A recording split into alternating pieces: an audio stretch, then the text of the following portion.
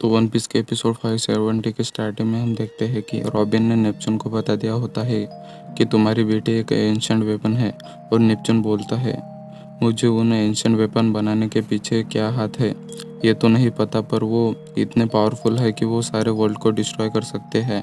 और उनका नाम गॉड्स के नाम पर दिया गया है, जैसे कि प्लूटोन, यूरेनस और पोसाइडन। और रॉबिन बोलती है उनमें से एक वेपन प्रिंसेस शिराओशी है।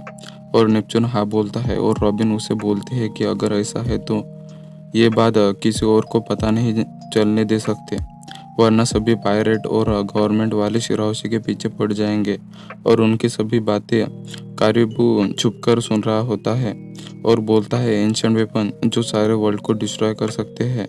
और वो बोलता है ये न्यूज़ तो उस खजाने से भी बड़ी है जो मैंने अभी चुराया है। और हम पैलेस के अंदर का सीन देखते हैं जहाँ लूफी ने सभी खाना खा लिया होता है और वो और खाना मांगता है क्योंकि उसे वो खाना बहुत पसंद आ गया होता है। और उसे सबसे ज़्यादा वो कैंडी पसंद आई थी। और वो शेफ बोलता है वो कैंडी हमारे पास से ख़त्म हो गई है, पर हम उसकी जगह तुम्हें कुछ और ला सकते हैं।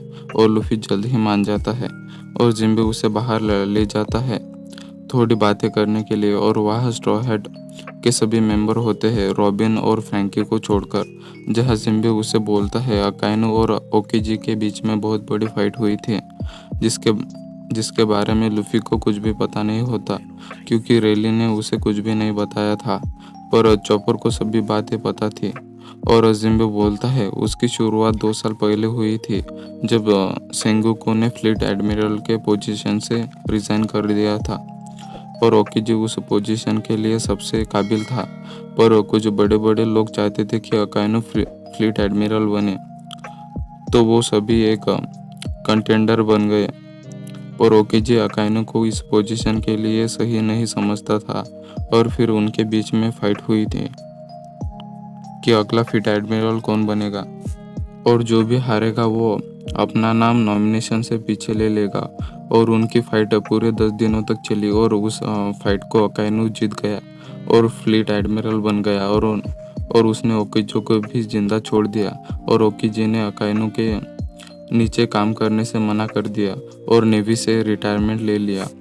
और अब पता नहीं वो कहाँ है। और जिम्बे उसे और 2 मेन चीज़ें बताता है। पहला, अकाइनो ने नेवी को और ताकतवर कर दिया है और ब्लैक बियर्ड अब चौथा एम्परर बन गया है उसको उसके 2 पावरफुल डेविल फ्रूट की मदद से।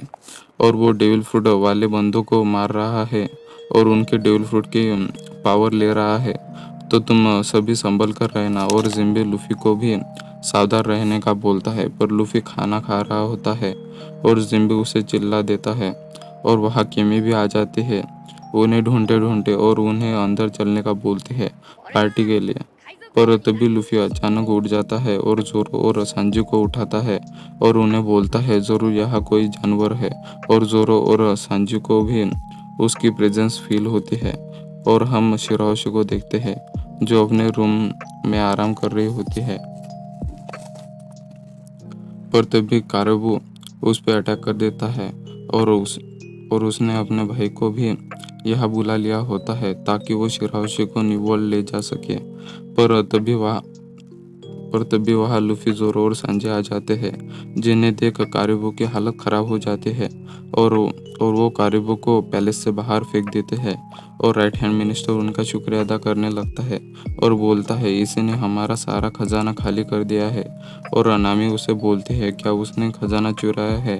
और राइट हैंड मिनिस्टर हाँ बोलता है और जोरो और लूफी डर जाते हैं। और नामी नेपच्यून को बोलती है कि वो तुम्हारा नेशनल ट्रेजर था, क्या तुम उस चोर को पकड़ोगे नहीं। और नेपच्यून बोलता है मुझे बस मेरे आइसलैंड के लोगों की चिंता थी और अब वो सेफ है, मुझे उस खजाने का कोई काम नहीं है। और नामी उसे बोलते हैं अगर हमने वो खजाना वापस लाया तो क्या हम उसे रख सकते हैं। और नेपच्यून हाँ बोलता है और नामी उन तीनों को खजाना लेने भेज देती है। और तभी हम एक सोल्जर को देखते हैं जो नेपच्यून को बताता है कि हॉर्डी के साथ कुछ गड़बड़ हो गई है। और हम प्रिजन का सीन देखते हैं जहाँ हॉर्डी अभी भी इंसानों से बदला लेने पर अड़ा हुआ होता है और वो लूफी को उसके सेल में लाने का बोलता है। और हम देखते हैं कि हॉर्डी और उसके साथी अचानक से बूढ़े हो गए होते हैं और उन लोगों से चला भी नहीं जा रहा होता है। और ये सब उस एनर्जी स्टेरॉइड का साइड इफेक्ट होता है और नेपच्यून और बाकी उसे उनके हाल पर छोड़ देते हैं। तभी हम लेफ्टिनेंट मिनिस्टर को देखते हैं जिसके पास एक सोल्जर आता है जो बोलता है कि मिस्टर बेकम्स और बैरन टैमेगो कैंडी फैक्ट्री के पास आ गए हैं जिन्हें बिग मॉम ने भेजा है। और हम फैक्ट्री का सीन देखते हैं जहाँ वो दोनों स्वीट कैंडी मांगने लगते हैं। और वहाँ और सोल्जर हमें बताता है कि हॉर्डी ने उस फैक्ट्री को डिस्ट्रॉय कर दिया था और बाकी स्वीट रॉयल पैलेस चला गया बैंक्वेट के लिए। और हम लेफ्टिनेंट मिनिस्टर को देखते हैं जो बहुत चिंता में होता है क्योंकि अगर बिग मम को कैंडी नहीं मिली तो वो कुछ भी कर सकती है। वो पूरे फिशमैन आइलैंड को भी डिस्ट्रॉय कर सकती है और एपिसोड एंड हो जाता है।